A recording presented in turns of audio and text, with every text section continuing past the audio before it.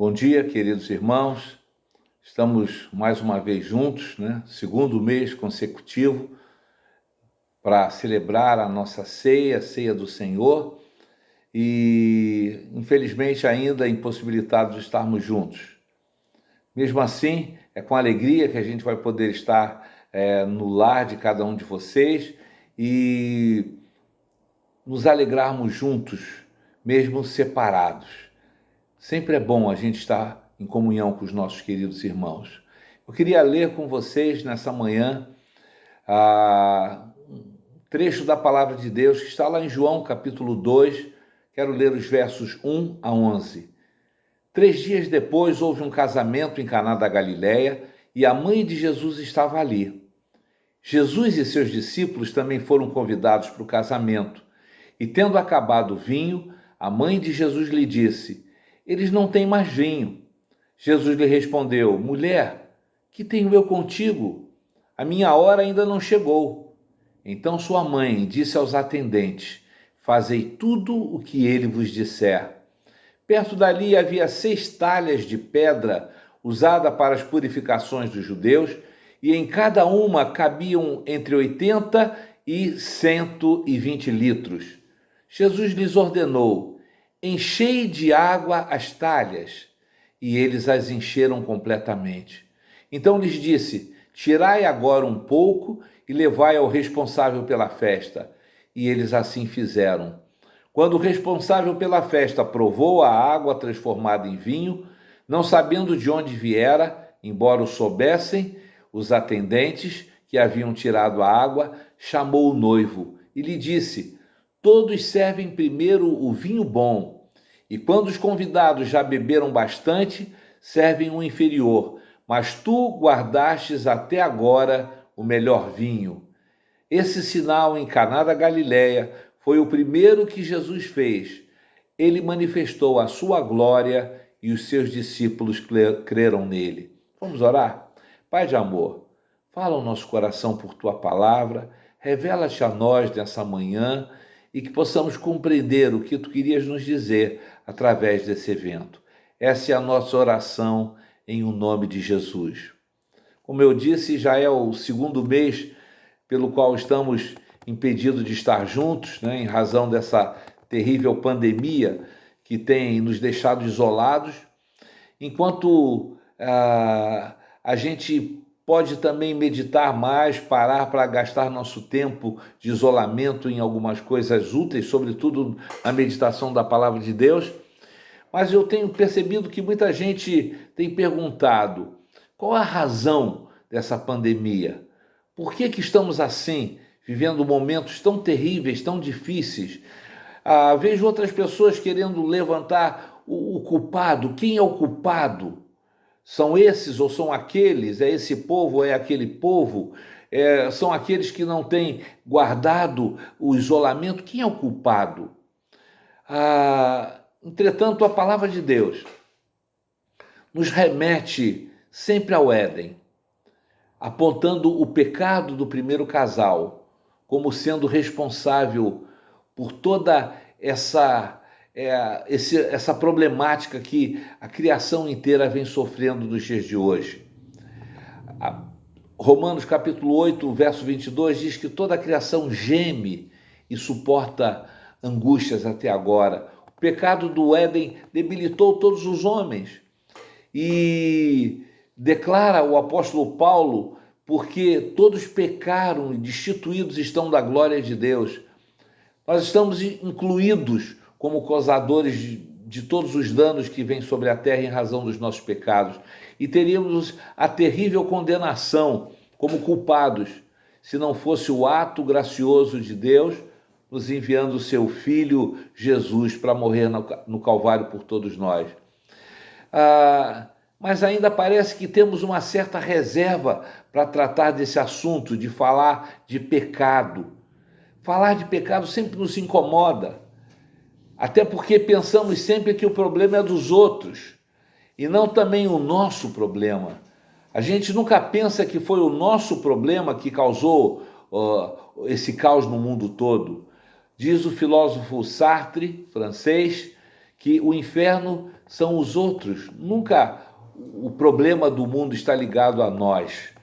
Há um texto muito interessante, Isaías 25, versos 6 a 9, que nos declara o seguinte: neste monte o Senhor dos Exércitos dará a todos os povos um rico banquete, banquete de vinhos envelhecidos, de comidas gordurosas com tutano e de vinhos envelhecidos bem puros. Neste monte ele destruirá o manto que cobre todos os povos e o véu que está sobre todas as nações. Aniquilará a morte para sempre. E assim o Senhor Deus enxugará as lágrimas de todos os rostos e tirará de toda a terra a humilhação do seu povo, porque o Senhor o disse. Naquele dia se dirá: este é o nosso Deus, temos esperado nele para que nos salve. Este é o nosso Senhor, temos esperado nele. Nós exultaremos e nos alegraremos na sua salvação. Como o nosso coração espera com toda expectativa a chegada desse dia, quando o Senhor vai restaurar todas as coisas como Ele tem nos prometido.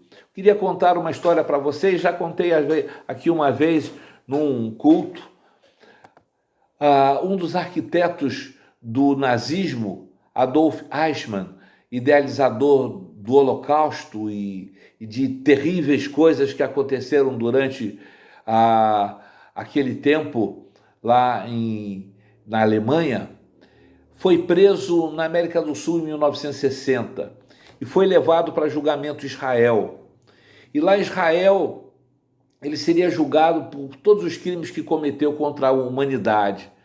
E foi levado para ser testemunha naquele evento um judeu chamado Yeriel Denur.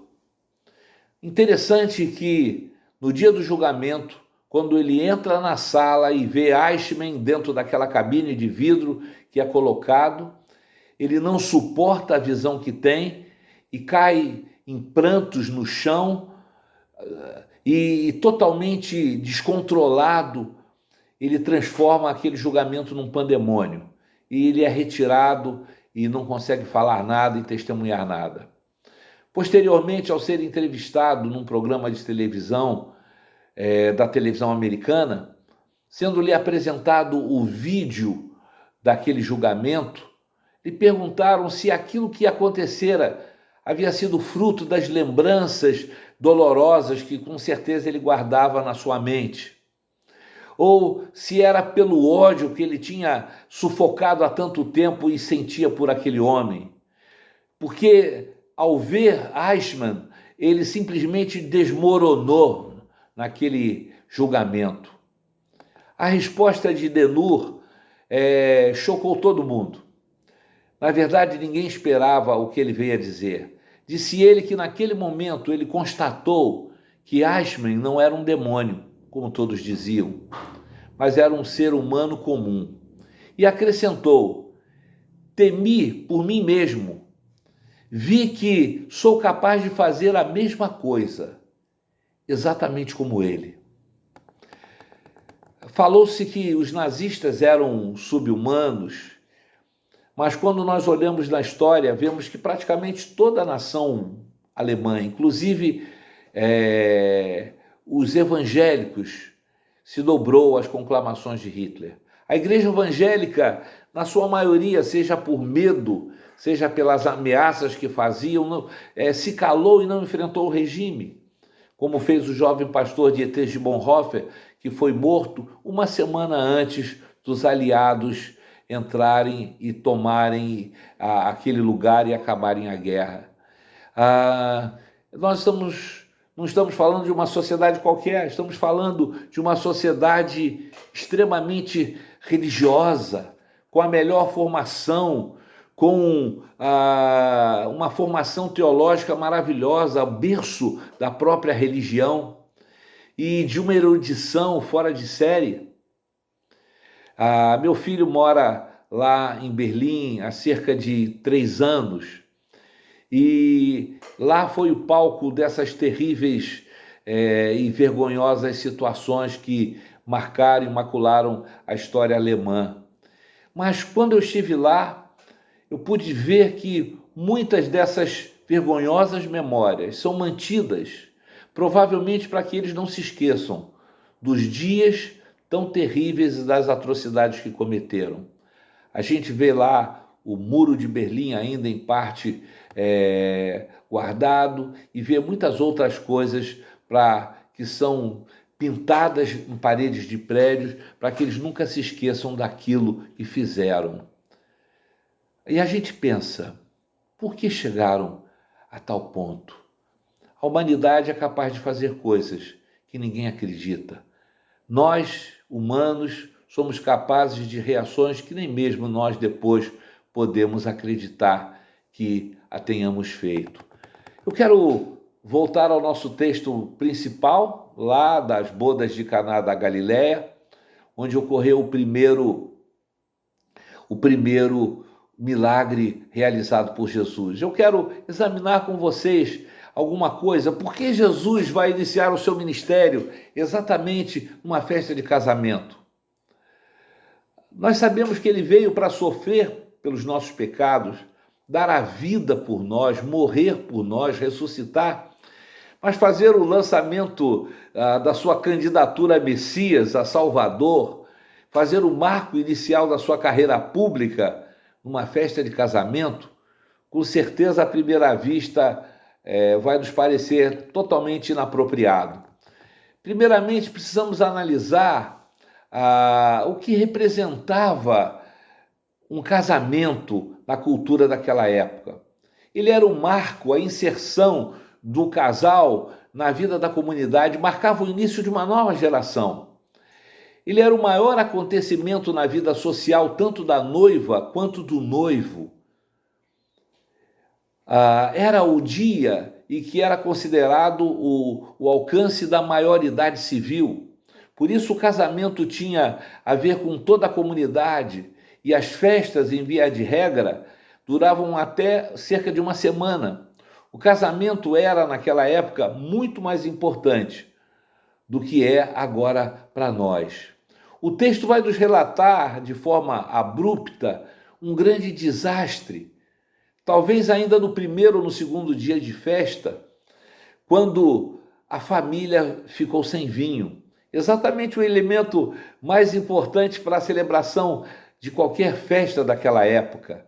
Isso basicamente significava o fim da festa e de maneira desonrosa e vergonhosa para toda a família. Nesse momento se dá também um aparente conflito entre Jesus e sua mãe. Mas para a gente entender o que aconteceu e entender melhor esse texto, eu quero propor a você começarmos a olhá-lo do último versículo lido, do versículo 11, que diz assim: esse sinal em Caná da Galileia foi o primeiro que Jesus fez. Ele manifestou a sua glória e os seus discípulos creram nele. O que fez Jesus não foi considerado por João como um simples milagre, como tantos outros que ele realizou, mas João o chama de um sinal, um marco, alguma coisa significativa que iria marcar exatamente o início do seu ministério. Parece que Jesus não queria exercitar seu poder naquele momento. É o que dá a entender a sua resposta à sua mãe. Mas ele fez manifestando pela primeira vez o que no dizer de João, ele manifestou a sua glória. Ele não fez um simples milagre, mas manifestou a sua glória. Porém, o gesto de Jesus poderia ser ligado, em que poderia ser ligado a nossa história? Se o que ele veio fazer ao mundo, a gente sabe que foi dar a vida por nós, em que essa situação, esse fato, poderia estar ligado à glória de Jesus no mundo? No verso 9, nos chama a atenção a presença do responsável da festa, o que hoje é chamado de chefe de cerimônias ou cerimonialista. E cuja função consistia em convocar as pessoas para a celebração, organizar a festa e cuidar para que tudo estivesse em ordem e tudo corresse bem. Quando Jesus transforma a água em vinho e literalmente salva a festa, é como se ele afirmasse: eu sou o verdadeiro mestre de cerimônias. Sou eu que comanda esse banquete. Eu sou o Senhor da festa. Jesus sabe que terá de passar por toda sorte de humilhações, de sofrimentos, terá de negar-se a si mesmo. Quando for à cruz, ele vai sofrer vergonha atroz. Ele sabe que tudo ele terá de passar até atingir um final feliz, para que todos nós possamos nos alegrar com a sua ressurreição, com novos céus prometidos e com nova terra prometida. É como se ele estivesse dizendo naquele momento: todo sofrimento que eu passar e que vocês também passarem por amor de mim, em nada há de se comparar com o que haverá no final dessa história. E quem crer em mim, diz Jesus, terá um rio a jorrar dessa alegria no seu interior, dessa alegria que mantém a festa acesa e ativa. Hoje vocês podem ter uma antecipação da alegria que há de jorrar naquele evento final, como naquele texto que eu li no início. Eu vim para que vocês tenham essa vida e essa alegria final e que a tenham em abundância. E ainda, como se Jesus quisesse fazer notar no texto que ele vai ali usar a água e transformar a água em vinho. Ele vai usar exatamente as talhas de pedra que serviam aos judeus para o ritual da purificação. Todos sabem que o judaísmo era cheio desses ritos e regulamentos. Ninguém podia chegar em casa, ou particularmente numa festa ou numa celebração, sem primeiro lavar bem as suas mãos. Isso a gente está sendo lembrado agora todo dia pela mídia. Ao chegar em casa, lave as suas mãos, né? E isso, o ritual judaico exigia a cada dia, a cada momento, tudo com o intuito de nos mostrar a necessidade de uma limpeza espiritual. Tudo que está na Bíblia nos encaminha ao futuro, e a visão que esse ritual de purificação nos dá é que precisamos também nos purificar internamente. De forma clara, essa ideia nos remete à visão de santidade. E a santidade de Deus, que é perfeita. Já tenho falado em outras mensagens que a lei era tão rígida, tão dura, tão exigente, porque ela aponta para a santidade de Deus. Por isso, ela exigia tantas coisas nos mínimos detalhes. Não era possível entrar simplesmente na presença de Deus sem a purificação adequada. Por isso, hoje, ainda se é lembrado a utilização das talhas de água na entrada de cada casa lá em Israel, particularmente nesses momentos de festa. A outra coisa que devemos observar é que a falta de vinho no meio da festa era mais que um simples constrangimento, era uma vergonhosa exposição pública de toda a família. Mas Jesus vai salvá-los disso tudo. Jesus não vai permitir que eles passem vergonha. Mas de que maneira ele vai fazer isso? Maria, sua mãe, o avisa de que acabou o vinho da festa.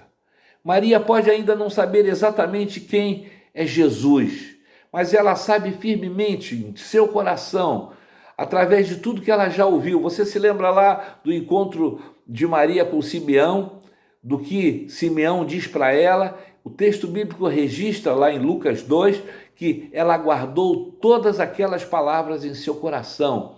Ela guardava tudo aquilo no seu coração. Ela sabia que Jesus não era um homem comum. Lembre-se de que todas essas revelações que até então ela ouvira a respeito de Jesus estavam guardadas no coração de Maria. Ao lhe narrar o problema, veja a resposta de Jesus à sua mãe.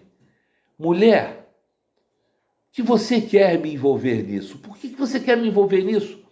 Por que você quer me trazer esse problema? As traduções são diferentes e muitos acham que elas não dão a ideia exata do que Jesus teria ou queria dizer. Muitos comentaristas bíblicos entendem que Jesus, por outro lado, foi tremendamente insensível com sua mãe naquele episódio.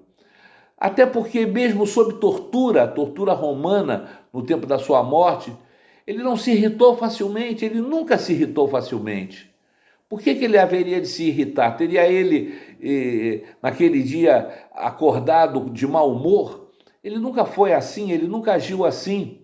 Com facilidade, ele nunca dizia coisas que ele pudesse vir depois a se arrepender. E mesmo sob a tortura romana, como eu mencionei há pouco, ele nunca proferiu uma palavra áspera ou raivosa. Ele se manteve absolutamente calmo e em silêncio. Ele sofreu tudo calado.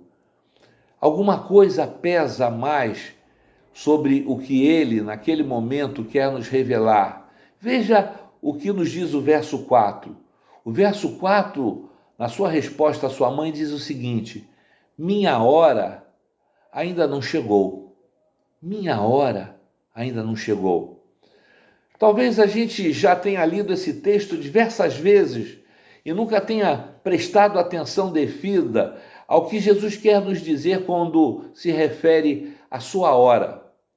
Em diversas outras ocasiões, particularmente no Evangelho de João, todas as vezes que ele se refere à minha hora, ele está se referindo à ocasião da sua morte. Portanto, se confrontarmos esse texto de Caná da Galileia, do casamento, com outros textos em que ele fala sobre a sua hora, a chegada da sua hora, você pode depreender que, inquirido por sua mãe, em razão do desastre da falta de vinho, em outras palavras, Jesus está querendo dizer: mãe, por que a senhora me conta isso? Eu ainda não estou pronto para morrer. Ainda não é chegada a minha hora. É muito improvável que Maria, naquele momento, soubesse o real significado dessa expressão, minha hora, para Jesus. Entretanto, mesmo diante da resposta de Jesus, ela não ficou desgostosa, zangada, como muitas mães e pais ficariam, como muitos de nós reagiriam diante de uma resposta aparentemente dura de um filho para nós, mas lembrando-se de tudo que ela já tinha ouvido a falar a respeito de Jesus e que tinha guardado, revelações que ela tinha guardado no seu coração, no seu ser, ela se antecipa e vai aos atendentes da festa, aos serviçais que estavam ali prontos para servir, e diz para eles, fazei tudo o que ele vos disser, diz o verso 5. E assim vai terminar aquela história, com eles enchendo as talhas da purificação de água e elas se transformando no melhor vinho, até então servido na festa. Mas vale a pena recordarmos que eles estão numa festa de casamento e que ela será celebrada de uma maneira muito especial, visando a união íntima de duas pessoas que se amam. O que tem a ver com essa história, com o que Jesus quer nos mostrar e nos ensinar. Também, Jesus quer nos falar de um casamento. O seu casamento, o casamento dele como noivo, com o povo que ele amou, com a sua igreja. O maior e mais arrebatador amor de um marido por sua mulher jamais podem expressar verdadeiramente o significado do amor de Jesus por sua igreja, a ponto de dar a sua vida por ela e morrer por ela. Interessante que todas as escrituras, desde o Antigo Testamento, identificam Jesus como grande noivo. embora todo o seu trabalho ainda estivesse por acontecer e por ser feito, naquele momento, naquele casamento, ele já aponta para o que aconteceria em tempos futuros, no fim de toda a história. Mas de repente Jesus se vê naquela festa de casamento e, como todos os outros solteiros, pensam numa festa de casamento. Quando chegará o meu casamento? Quando chegará também a minha hora, o meu dia? Talvez seja isso que esteja acontecendo com Jesus naquele momento de festa. Talvez ele esteja pensando com um olhar distante, de um lado, com uma alegria infinita, porque ele sabe que vai salvar a humanidade, vai fazer um trabalho maravilhoso pelos homens, mas ao mesmo tempo, com um total pavor, porque ele sabe pelo que ele vai precisar passar. Tim Keller, parafraseando essa situação, diz que Jesus teria respondido à sua mãe com palavras mais ou menos assim: Mãe, para ter o meu povo em meus braços, eu precisarei morrer. Para que meu povo beba o cálice da alegria e da bênção festiva, eu terei primeiro de beber o cálice da justiça, do castigo e da morte. Como Jesus trará a nossa alegria? A resposta final para a questão suscitada naquela festa só tem uma resposta: perdendo a alegria dele, perdendo por completo, deixando de desfrutar a sua natureza celestial, como Paulo diz, que ele abriu mão de ser o Filho de Deus para viver, levar uma vida humana, solitária, incompreendida, que finalmente o levará à cruz e o levará a dar a sua vida em favor daqueles a quem ele tanto amava, dar a sua vida no lugar da minha vida, da sua vida. Talvez você tenha lido essa história muitas vezes, como eu também a li, somente pensando no fato daquela festa, no que aconteceu naquela festa, sem considerar o que está passando no coração de Jesus, o que Jesus estava vivenciando naquele momento. Muita gente pensa que Jesus veio simplesmente para ser um exemplo, para nos ensinar como podemos obter a salvação. Eu me lembro até de uma música, a música é muito agradável para mim, uma música antiga, que tem uma frase terrível, totalmente despropositada, diz que ele veio para ser Marte da paz. Jesus não veio ser Marte de coisa nenhuma. Nestes últimos tempos, mais do que nunca, eu tenho entendido que ele veio ao mundo para nos salvar, para morrer por nós. O seu evangelho é o evangelho dessa boa nova maravilhosa, que ele veio derramar o seu sangue, veio tomar o cálice da maldição, o cálice do furor de Deus, que eu não conseguiria tomar, para que eu pudesse, no fim, tomar o cálice da sua alegria, da alegria de Deus, pela sua graça, a alegria da sua bênção e de todo o seu amor por nós. O significado e o propósito da morte de Jesus, se lembrando do estudo que a gente tem feito na escola dominical, a cada domingo, com os irmãos Bruno e irmão Ronaldo. Se você ainda não participou, não deixe de participar, tem sido muito bom e abençoador. Nos remete à ideia da substituição. Ou seja, era para você morrer, para eu morrer, mas Jesus morreu no meu lugar. Era para eu estar ali na cruz, era para você estar ali na cruz, mas ele tomou o nosso lugar na cruz. Ele sorveu o cálice da dor e da morte para que eu pudesse beber o cálice da alegria.